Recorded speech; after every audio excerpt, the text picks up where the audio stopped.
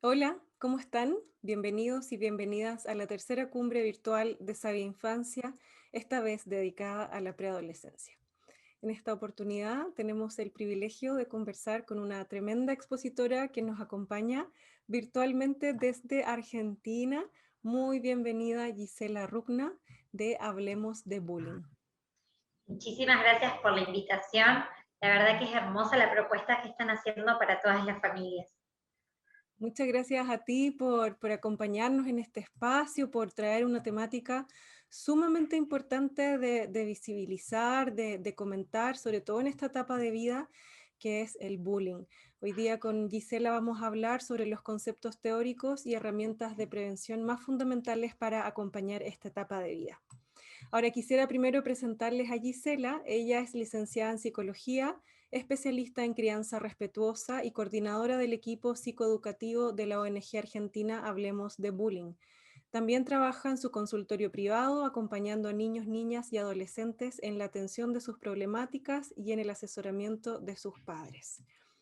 Entonces, Gisela, para comenzar, partir de la base. ¿Qué es el bullying? ¿Cómo se puede presentar en la escuela? Y preguntarte si, particularmente en este tiempo que estamos viviendo, es algo que solo puede ocurrir de forma presencial o también virtual. Bien. Bueno, para empezar, el bullying, vamos a definirlo bien teóricamente, es un acoso entre pares que es sostenido en el tiempo. ¿Por qué digo sostenido en el tiempo? Porque tiene que ser, es un tipo de violencia que nosotros vemos que se extiende a lo largo del tiempo. No es una situación particular, sino que, bueno, justamente la persona que es hostigada lo sufre a lo largo de un tiempo y de un tiempo determinado.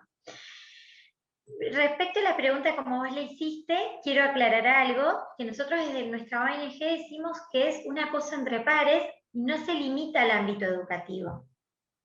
¿Por qué hago esta aclaración? Porque el bullying no solamente puede ocurrir en la escuela, sino puede ocurrir en un club, en un grupo religioso, inclusive puede ocurrir entre primos, es decir, en la misma familia. Entonces eso es lo primero que quiero por ahí aclarar para que podamos detectarlo, porque no solamente va a suceder en la escuela, sino puede suceder en cualquier ámbito donde hay pares, ¿sí? ¿Cómo se puede manifestar? El bullying puede aparecer de forma física, que es a través de los golpes, te tiro de los pelos, te empujo, a través de lo psicológico, que pueden ser amenazas, ni se te ocurra decirle a la profe, no se te ocurra hablar, ¿sí? Y verbal. Justamente lo verbal es lo que por ahí encontramos más común en los preadolescentes, que es molestar al otro o marcarle la diferencia física en el otro, ¿sí? O la diferencia, vos que sos malo en matemática, vos que sos así físicamente, por ahí no me gusta dar ejemplos claros, pero bueno, normalmente tendemos a ir a la apariencia física. ¿Y cómo ¿Sí? afecta este bullying a los preadolescentes, Gisela?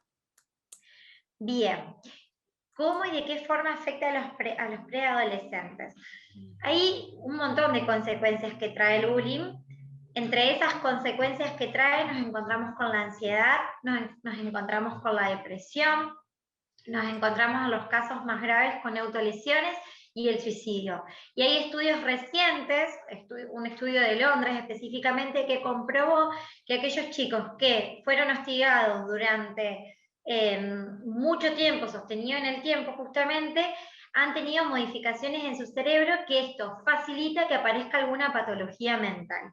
Es decir, que las consecuencias son graves y realmente tenemos que hacer algo. Volviendo a la pregunta anterior que vos me hiciste, me quedé pensando que vos me marcaste si solamente ocurre en las escuelas. Hoy en día, con la pandemia, con todo lo que estamos viviendo a nivel mundial, sabemos que en la mayoría de los lugares, por lo menos ahora en Argentina, las clases son a través de la conectividad, a través de una computadora, de un celular. Y bueno, y la pregunta es, ¿sigue habiendo bullying? Sí. Y por ahí las características es que es aún peor, porque aparece el ciberbullying. El ciberbullying lo que provoca es mayor ansiedad a la persona que lo sufre, porque vos no sabés el límite que va a tener, hacia dónde va a llegar, Fíjate que puede empezar con una foto y esa foto se convierte en viral. Nosotros nos encontramos mucho con los casos donde los docentes quieren ver a sus alumnos y les piden que prendan las cámaras, y en esos instantes donde los chicos sufren el bullying porque o les sacan fotos, o los molestan por la vivienda, o los molestan por cómo están vestidos, ¿sí? Por lo que sucede en la casa. Así que respondiendo también a tu pregunta anterior, sí, el bullying se sigue sosteniendo a pesar de la virtualidad. Y, Y las consecuencias, como bien vos decías, son aún más graves, porque los niveles de ansiedad son aún mayores. ¿Cómo vemos esta ansiedad en los chicos? Empezamos a ver chicos evitativos, chicos adolescentes, jóvenes, que no se quieren conectar, que no quieren participar, que cada vez les cuesta más salir, que cada vez les cuesta más mostrarse, que frente a un Zoom quizás o les duele la panza, o uy, no me anda, o uy, me olvidé. ¿Por qué? Porque vemos adolescentes o preadolescentes evitativos, mm, ¿sí? Debido a esta ansiedad que ellos están sintiendo. mm. Y para aún así ir más profundo en las consecuencias, tengamos en cuenta que la principal variable asociada al suicidio es el ciberbullying. Mm. Qué importante saber eso, Gisela, porque las formas que han tomado históricamente el bullying y que son conocidas en el fondo para nosotros como adultos, no tienen nada que ver con lo que estamos viviendo hoy día como humanidad. Todos estamos aprendiendo en el fondo a habitar este espacio virtual y por lo tanto las formas como nos estamos vinculando y los riesgos las situaciones complicadas de vínculo que ocurren en el espacio virtual también las vamos descubriendo sobre la marcha. Y por lo tanto, y acá una pregunta muy conectada a lo que estabas diciendo, aparte de la identificación de un preadolescente que a lo mejor está evitativo, ¿hay otras señales o signos que nos indican que a lo mejor un niño está siendo sujeto de bullying, tanto en el formato virtual como en el presencial? Bien, y aparte también lo podemos notar en la escuela o en casa. Claro. Muy bien. Yo siempre digo que las mejores pautas para ver que a nuestro hijo le está pasando algo es ver su organización cotidiana, su vida cotidiana, ¿sí? El día a día. ¿Qué es lo primero que vemos frente a un niño o adolescente que está sufriendo de bullying o cualquier situación de estrés? Se afecta el sueño, se afecta la alimentación y la forma de vincularse. Y además, hoy en día hay nuevas pruebas que demuestran que afecta el rendimiento académico. Mm.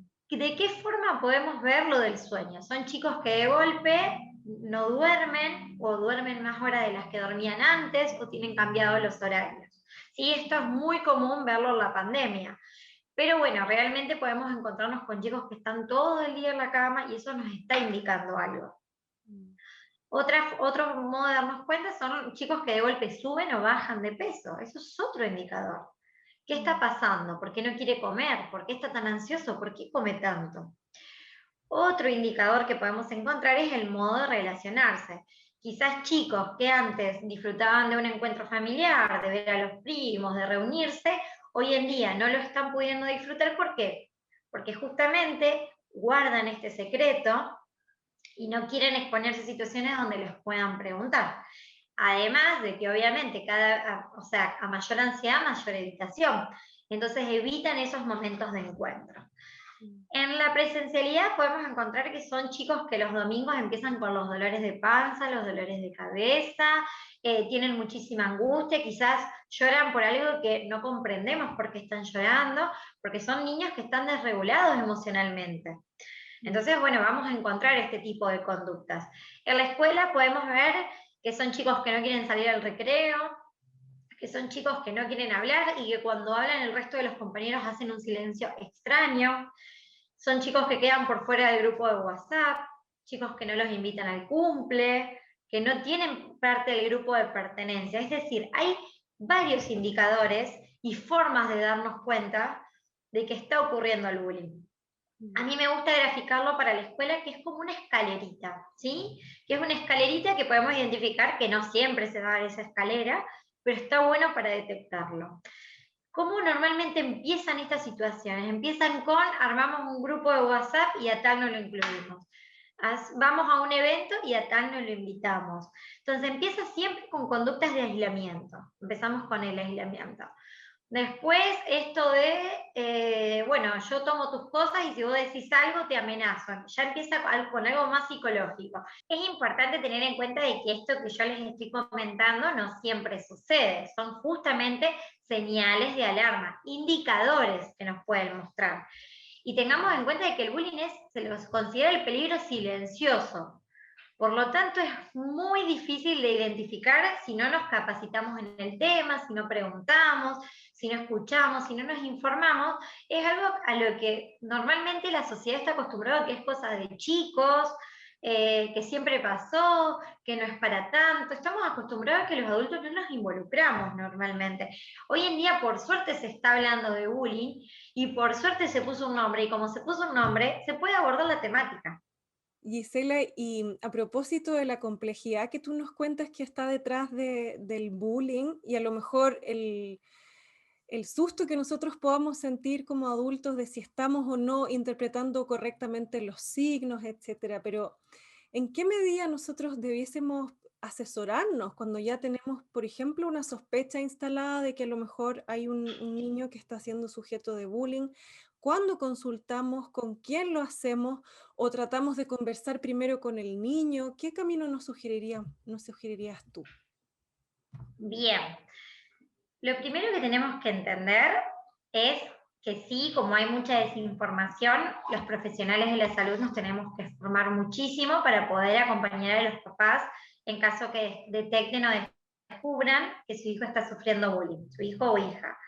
Eso es lo primero, la formación de los profesionales, siempre, de los docentes, de los padres, psicoeducarnos, informarnos.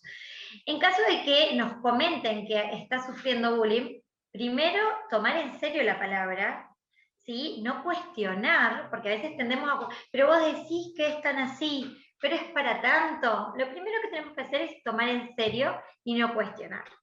Lo segundo, aunque es la parte más difícil, es no desesperarnos. Mm. Porque la mayoría de los jóvenes y adolescentes, su mayor miedo es a las consecuencias. Entonces, si nosotros nos desesperamos, lo que terminamos generando en ellos es que se arrepientan de habernos contado. ¿Sí? Lo tercero que tenemos que tener en cuenta es qué emociones predominan en casa. Si en mi casa hay un clima de angustia y de preocupación constante, posiblemente nuestro hijo nos acerque a hablar con nosotros, a decirnos que está sufriendo bullying. Mm. No es muy normal ver que en las entrevistas que nosotros tenemos con chicas y chicos que han sufrido bullying, cuando les preguntamos por qué ellos no contaron a sus papás, lo que te dicen es que los papás tienen muchos problemas y Mm. no le quieren causar problemas. Entonces, desde ese lugar, nosotros entendemos de que los chicos protegen a sus padres. Mm. Y para que no haya esos roles disfuncionales, es importante que en casa haya un clima protector. Nosotros hablamos, tanto en escuelas, en las organizaciones o en familias, en cualquier institución, hablamos de climas protectores. Mm. Los climas protectores son aquellos lugares en donde la palabra fluye, donde hay empatía, donde permitimos mostrar las emociones, es decir, si a mí me pasa algo, no es que me encierro a llorar aparte, o me enojo y me encierro y digo de esto no se habla. Esos son los climas protectores. Es un clima donde la autoridad fluye. ¿Y por qué digo la autoridad? Y lo aclaro. Porque no es lo mismo un padre autoritario o padres autoritarios o familias autoritarias que familias que tienen autoridad. La autoridad surge del amor hacia los hijos. Es decir, porque te amo, te pongo un límite y te cuido con este límite. En cambio, los padres autoritarios son aquellos padres que son más inflexibles, que lo que tratan de ejercer es el control. Entonces son tipos de familias en donde la emoción no fluye y es muy difícil que, bueno, vengan a decir de la nada que está el mal, que se siente el mal, que está pasando alguna situación, porque justamente tienen mucho miedo a la reacción de los papás. Entonces, si volvemos a todo, lo principal es no cuestionar, escuchar, no desesperarse y pedir ayuda. En caso de que sepamos que es alguien del colegio, algún compañero, en caso de que sepamos que esta situación está ocurriendo con algún compañero de nuestro hijo, la postura que nosotros deberíamos tomar es justamente comunicarnos con el papá, de los papás de este niño o adolescente, comunicarnos con la escuela, es decir, informar, ¿sí? Porque como bien dijimos hoy, el bullying es el peligro silencioso. Entonces, callarnos lo que termina haciendo es que se propague y se sostenga en el tiempo. Al hablar, estamos empezando a solucionar el conflicto. Y lo otro que también tenemos que dejar en claro como papás, como docentes, es no dar mensajes contradictorios, ¿sí? No decir que no se peleen, pero ir a querer a matar a todos en el colegio, ¿no? Estar enojados e ir a agarrárselos con todos en el colegio. O la escuela misma, que frente a una situación diga, bueno, pero vos viste cómo es tal, tiene problemas. O sea, yo también al justamente prejuzgar a la otra persona, estoy siendo violenta. Entonces, bueno, no dar estos mensajes contradictorios para tratar de enfrentar la situación, sino justamente poder enfrentarla. Lo mejor que se puede hacer siempre es que intervengan todas las partes del sistema, como hoy dije, familia, escuela, hostigador y hostigado. No siempre en todos los casos se puede dar. Y desde nuestra mirada, con el cambio de una parte del sistema, ¿sí? Con el cambio, por ejemplo, en los estilos parentales, en casa, o con algún cambio en la gestión de la escuela, ya la situación puede modificarse. Nosotros desde nuestro lugar hablamos siempre de que toda situación de bullying tiene factores de riesgo y factores de protección. Por ejemplo, un factor de riesgo es un estilo autoritario familiar, como dijimos hace un ratito. Una gestión educativa autoritaria es un factor de riesgo, porque son escenarios donde justamente el conflicto está mal visto, donde tratamos de tapar lo que nos pasa, tapar las emociones. Además, los estilos autoritarios están muy asociados a que luego de que me corro de un estilo autoritario, por ejemplo, estoy con un docente autoritario, salgo al recreo y descargo toda esa bronca y esa tensión en mis compañeros. Entonces, esos estilos son un factor de riesgo, pero al mismo tiempo trabajar la empatía, las habilidades sociales, unas normas claras, el estilo comunicacional, van a permitir encontrar factores de riesgo dentro de una institución. ¿Sí? Que ya puedes, como dije, puede ser la escuela, la familia, un club, distintos lugares. Bien. Gisela, y retomando una pregunta previa que me quedo reflexionando, a ver si nos puedes dar un input. ¿Qué pasa cuando nosotros como adultos solo tenemos sospecha, ni una información concreta, y por lo tanto no nos sentimos todavía que estamos en un lugar suficientemente claro como para llamar a la escuela, por ejemplo, a decir, esto está pasando? ¿Cómo lo abordarías tú? ¿Desde la consulta? ¿Lo conversarías con el niño, con la niña? ¿También podemos tener esas conversaciones con ellos? ¿Y cómo? Bien. Vuelvo a lo que decía un poquito antes, de que lo importante es trabajar siempre desde la prevención, entre tratar de ser familias protectoras. Si en mi familia surge el diálogo, hay empatía, las emociones fluyen, tenemos momentos de calidad juntos, porque entendemos que hoy en día todos vivimos a 1000 y a veces la cantidad, bueno, no es lo que podemos tener. Entonces, sí tener momentos de calidad en donde podamos encontrarnos y hablar, ¿sí? Si nosotros tenemos todos esos momentos, yo voy a poder hablar si tengo una sospecha. Tengo los signos de alarma, puedo detectar, puedo preguntar. Siempre hablar y escuchar sin cuestionar. Lo otro que también puedo realizar es pedir la ayuda de un profesional, ¿sí? Siempre, si tengo algún tipo de sospecha y yo veo que, no sé, tiene miedo, estaba cerrado y detecto que hay algo extraño, no dudaré en consultar a un profesional. Y principalmente algo que por ahí mucho no se dice, pero lo tenemos que tener en cuenta, es revisar nuestra propia historia. ¿Por qué digo esto? Porque quizás yo como mamá he sufrido bullying, quizás yo como papá me ha costado establecer vínculos con mis pares, entonces estoy trasladando estos miedos a mis hijos. Entonces, siempre revisar nuestra historia, rever el tipo de crianza que recibimos, rever la forma en que yo interaccioné, eso va a ayudar un montón, porque ese es el mensaje que yo le estoy transmitiendo a mi hijo, ¿sí? Si yo tengo miedo que a veces nos ha pasado, de que los padres tenían miedo de que no se vinculen y los chicos estaban felices por los 3, 4 amiguitos que tenían. Mm, Estaban felices. Y era más un miedo de los padres por su historia personal que tenían que elaborar qué era lo que estaba sucediendo. Obviamente en esos casos se atiende igual, pero se trabaja más que nada con los papás, ¿sí? Para que puedan reelaborar su historia. Cada caso es distinto, pero siempre la mejor solución, como hoy te dije, es hablar. mm, absolutamente.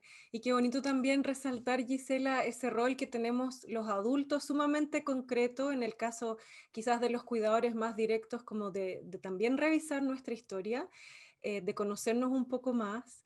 ¿Qué pasa con los adultos que no son los cuidadores directos, pero que sí tienen una influencia súper importante en la vida de los niños, niñas, niñas, preadolescentes, como los educadores? ¿Qué rol pueden ejercer ellos y ellas en la detección de las situaciones de bullying, acompañamiento y, bueno, esencialmente como toma de decisión respecto a cómo se gestiona este problema? Bien, mira, lo primero que te cuento es cómo trabajamos. Mm, Nosotros desde nuestra ONG trabajamos con los adultos, por lo tanto, todo, el rol, todo el cambio está asociado a los adultos. O sea que tienen un poder inmenso, mm, ¿sí? Un adulto que escucha, que es empático, que simplemente está ahí para decir, bueno, todo va a estar bien, te voy a ayudar, es una persona que puede cambiar la historia, ¿sí? La historia de ese chico, que le puede hacer creer que esto tiene solución, que hay alguien que le importa lo que está diciendo, que hay alguien que lo está escuchando, ¿sí? Entonces, primero destacar eso, que los educadores pueden realmente resignificar la vida de un niño o un adolescente. A menudo solemos encontrarnos con chicos que quizás sufren violencia intrafamiliar o alguna situación, no sé, con los papás, por alguna situación alguno de ellos no está presente, y ellos logran resignificar el vínculo en un educador. Así que imagínate el rol importante que tiene el educador o el adulto, mm, ¿sí? Así como tiene ese rol tan grande, también tiene muchas responsabilidades. mm, Todos nuestros talleres, charlas, protocolos están orientados a que los adultos entendamos que podemos ser un factor de protección. ¿De qué forma? De una forma muy simple. Primero, por la forma en que comunicamos. No es lo mismo si yo todo el tiempo verbalmente estoy descalificando a alguien, ay, mira, no esperaba esto de vos, o no esperaba menos de vos. O sea, pero todo el tiempo como hostigando, ¿no? Sin darnos cuenta, o si todo el tiempo se hace lo que yo digo porque es así. Entonces, desde la verbalidad, nosotros todo el tiempo estamos comunicando algo y de esa forma nos estamos alejando. mm, Entonces, siempre desde el respeto, siempre desde la individualidad.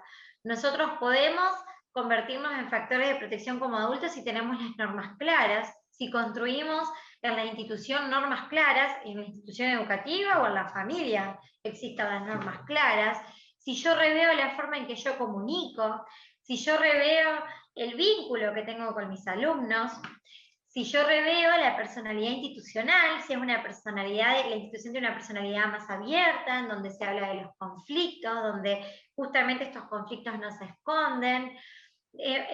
Si yo como, por ejemplo, estoy en la gestión, bueno, me doy cuenta si mis docentes me tienen miedo, mi equipo me tiene miedo, me puede venir a plantear lo que les pasa, porque obviamente todo lo que pasa en la institución se va a reflejar en los alumnos.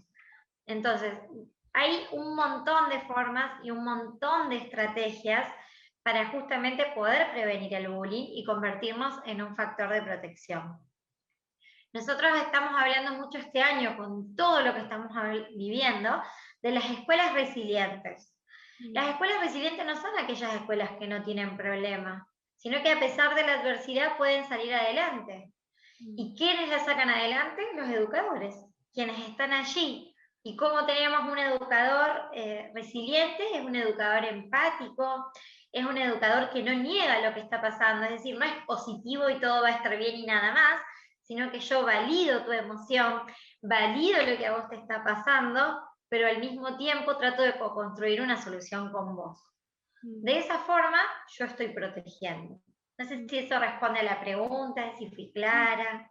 Sí, absolutamente. Hay muchos temas que me dan ganas de profundizar porque encuentro muy lindo lo que tú planteas en primer lugar respecto a la posibilidad que tienen los educadores de transformar por completo la vida de un preadolescente, sobre todo dado el ejemplo que tú mencionabas, cuando ellos están en contextos familiares donde a lo mejor no tienen a quién acudir.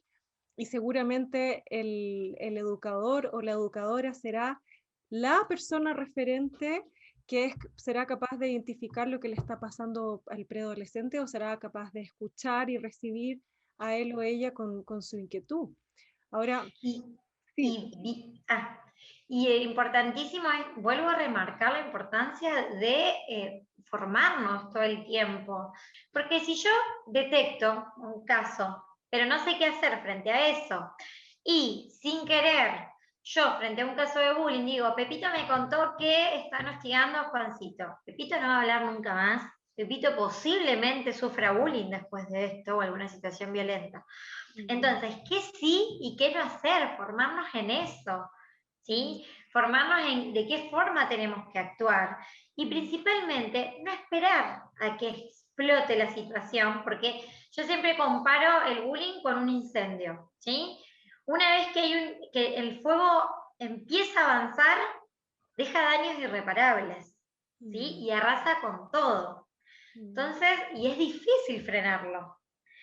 El bullying es igual. Si nosotros ya intervenimos cuando está ocurriendo, yo te puedo asegurar que las víctimas no son solamente aquellos hostigados, son todos. Son los espectadores que están viendo y que tienen miedo de ser los próximos, son las familias, es la institución, son los docentes que se empiezan a frustrar y no saben qué hacer.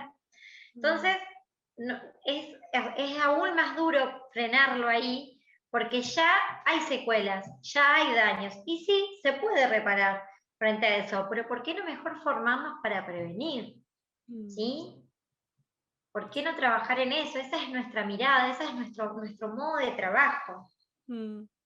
Desde ese punto de vista, y absolutamente de acuerdo contigo, Gisela, dado que estábamos comentando sobre el rol fundamental que tiene el educador y la educadora, pero también poner ese rol en un contexto, porque de nada entonces nos serviría tener una persona sumamente empática, ¿cierto? Que está conectada y observando una situación de bullying, pero que luego pertenece a una institución donde estos son temas que no han sido tomados con seriedad, donde no existen protocolos, etcétera. A lo mejor lo que nosotros deberíamos entonces promover esencialmente es que la institución se transforme como un todo en un espacio, como tú lo describes, protector para los niños y niñas. ¿Cómo hacemos eso? Si es que somos educadores, estamos viendo a lo mejor esta conferencia y queremos ser parte de ese cambio institucional. Bien, me encanta lo que vos estás diciendo porque, a ver, realmente es así, todos aspiramos a que las instituciones sean protectoras, pero sabemos que esto es difícil y no se logra de un día para el otro. Nosotros siempre hablamos de la responsabilidad de uno, no hablamos de buscar culpables, sino de responsabilizarnos. Y desde mi lugar, desde la responsabilidad, yo siempre invito a que se hagan una pregunta. ¿Qué tan violento soy yo conmigo mismo? ¿Cómo me trato a mí mismo?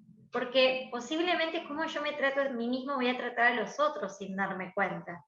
Entonces empecemos por la base, rever nuestra historia, rever el modo en que nos criaron. Si tuvimos una crianza en donde justamente había mucho control y poca demostración de afecto, si estábamos en ambientes empáticos en donde se charlaba todo lo que nos pasaba, si estábamos en ambientes más desorganizados, todo eso es importantísimo que nosotros podamos evaluar en nosotros mismos, ¿sí? Lo principal, primero vernos nosotros para después poder ayudar a los otros. Y lo otro que me encantó que preguntaste, que tiene que ver con toda la institución, nosotros hablamos, como bien hoy te dije, de los climas. Los climas es aquello que vos no lo podés tocar, pero lo podés sentir. Damos siempre este ejemplo de, no sé, A veces vamos a visitar a un familiar, que ese familiar está pasando un mal momento, puede tener alguna enfermedad, entonces nosotros nos cambia el tono de voz, nos cambia el estado emocional, tratamos de ponernos a tono con la situación, no es que vamos a entrar cantando, aplaudiendo y gritando, nos ponemos a tono con la situación. Bueno, ese clima es siempre percibible por todos nosotros.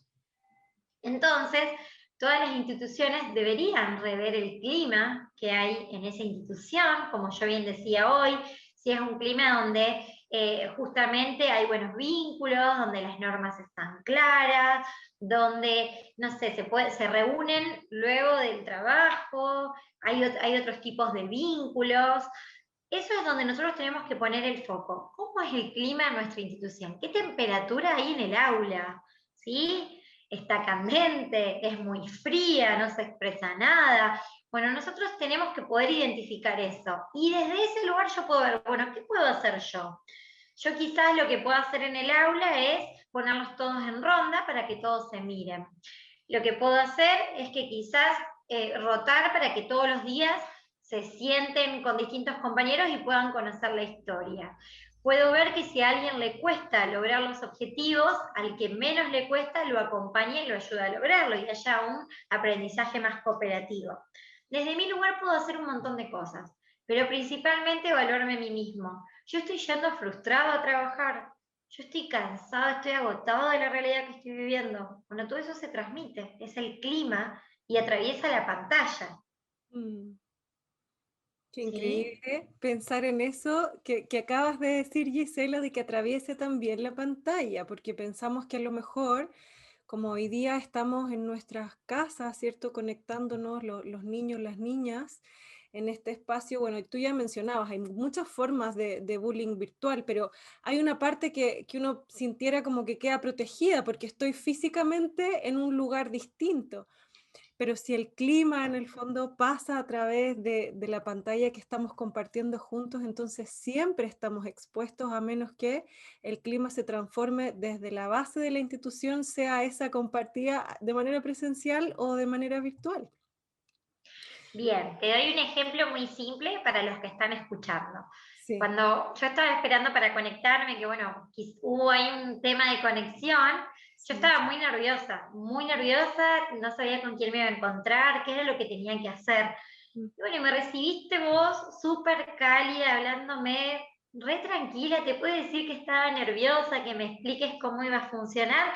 Y como vos me explicaste y fue claro lo que yo tenía que hacer, yo estoy exponiendo súper tranquila, Mm. siento que entre nosotras dos está fluyendo la conversación, de hecho estamos dejando que la conversación vaya para donde tenga que ir. Y bueno, Mm. ese es el clima que vos estás dirigiendo esta conversación, estás proponiendo para nosotras. Es un clima cálido.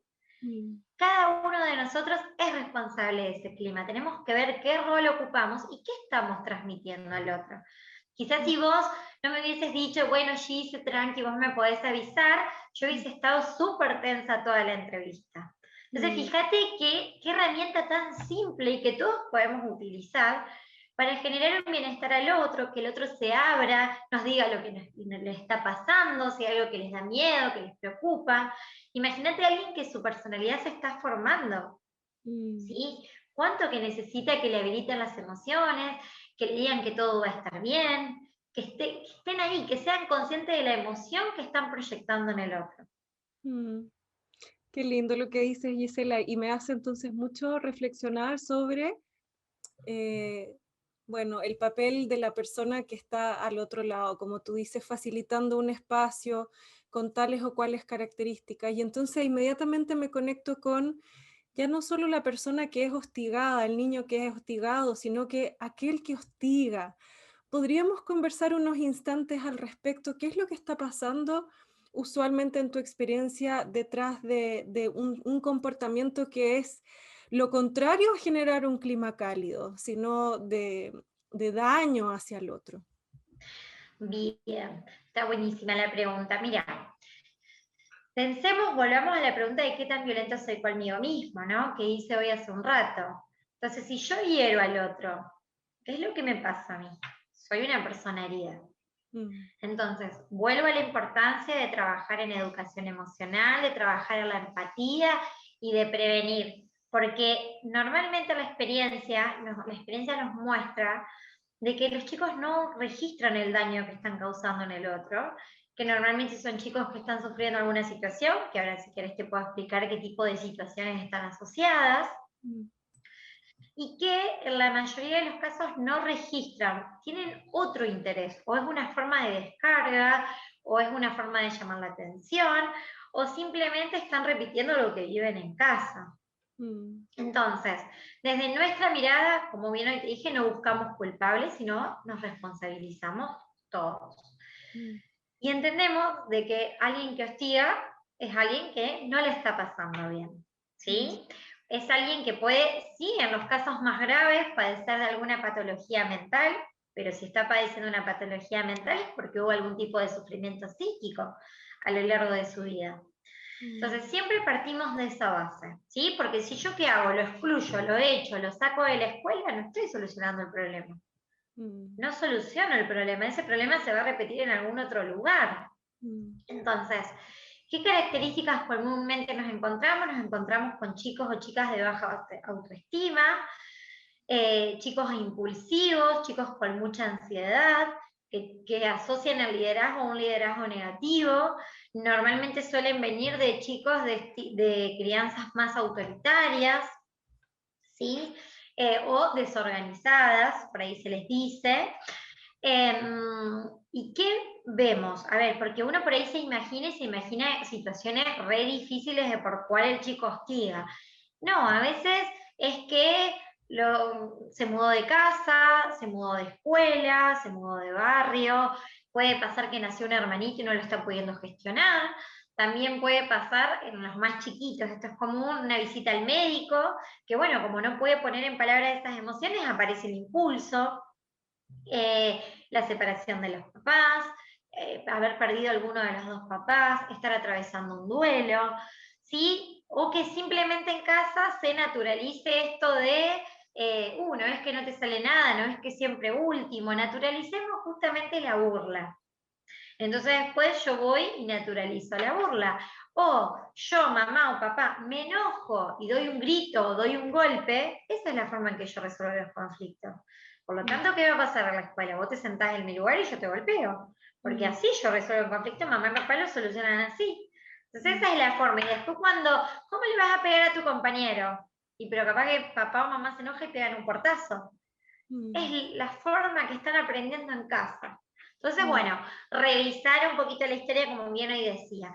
Pero mm, esto es un poco lo que nos encontramos. Obviamente es más difícil que vengan a consulta un chico hostigador que un chico hostigado, mm, ¿sí? mm, Pero en la mayoría de los casos, si se trabaja con la empatía, si se trabaja con su dolor, obviamente que logran resignificar estas conductas y mm, justamente establecer conductas reparadoras, es decir, reparar el daño que han generado. Pero mm. para eso tiene que haber un ambiente contenedor y protector. Mm.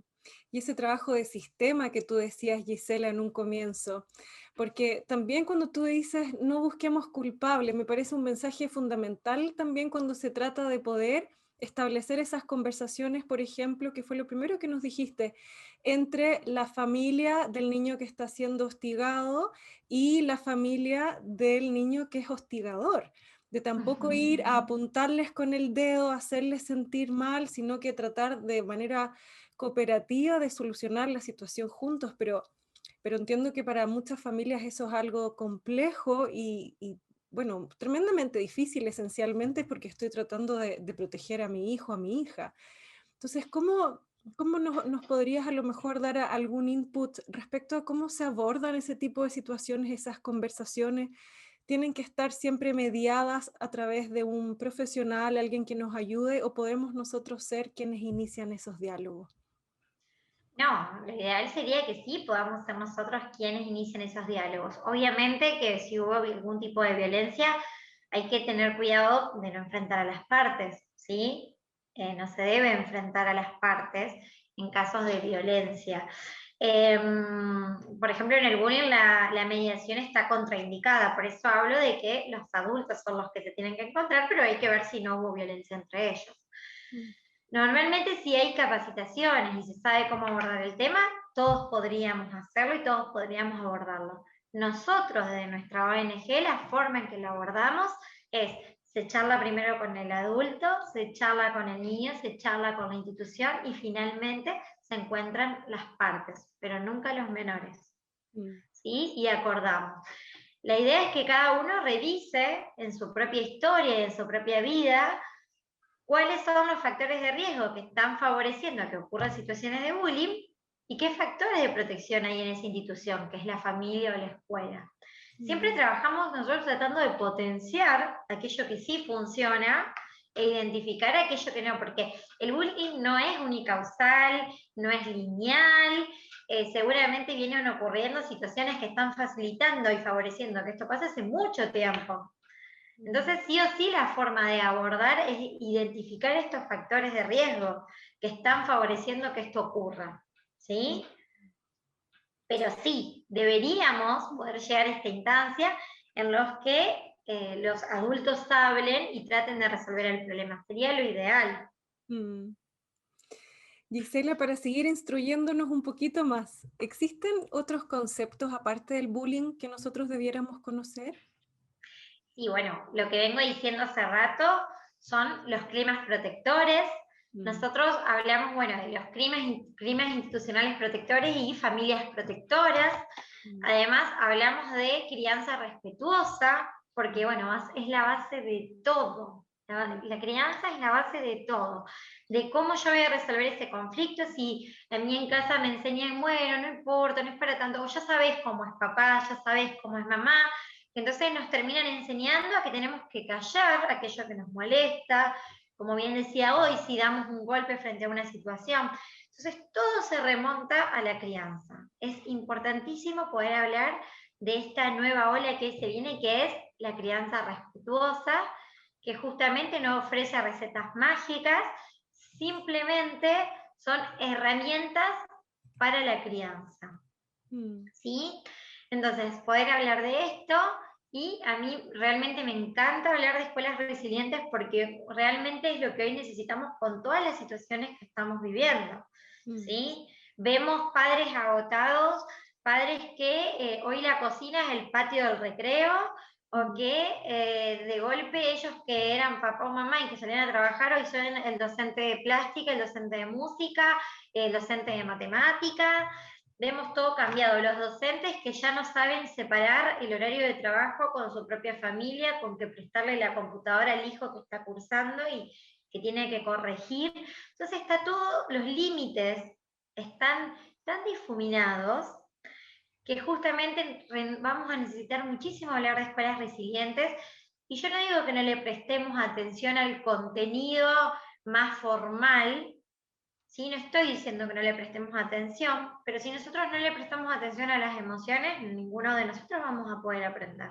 Si yo hubiese estado nerviosa cuando vos me llamaste, cuando empezó la entrevista, yo me hubiese bloqueado la forma de responderte.